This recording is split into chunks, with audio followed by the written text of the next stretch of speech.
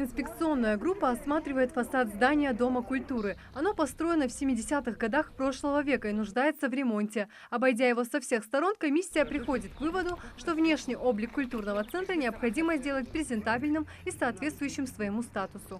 Один раз сделать, другого лучшего у нас нет. И здесь что получается с нашей сыростью, вот эта покраска, она ежегодно нуля требуется.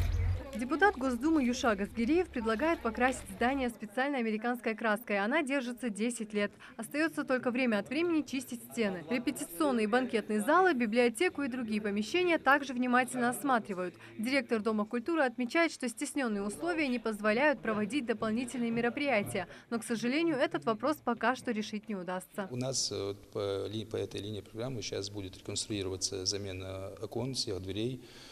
Наружный фасад будут ремонтировать, входные ступеньки, сказали, сделают. И я надеюсь, еще поменяют полы.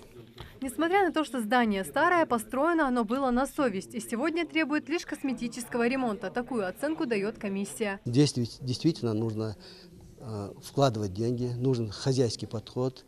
Я в этом плане сейчас полностью посмотрел, как человек, всю жизнь занимающийся и строительством, подошел, посмотрел этот объект, поговорили мы сейчас и с директором Дома культуры.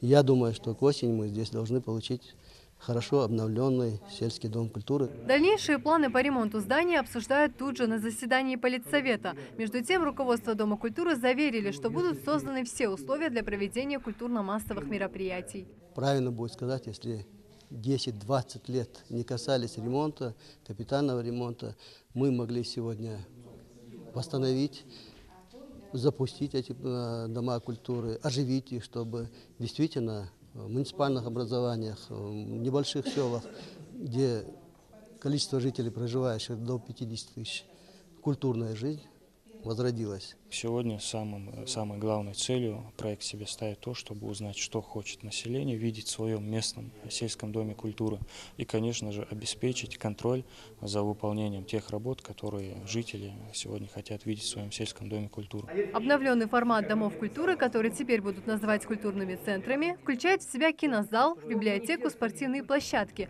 В Ингушетии возведение 5 домов культуры начнется в этом году, сообщают в Минкульте. В других населенных пунктах здания культурных домов также реконструируют. Марина Муталиева, Султан Булгучев, Новости 24.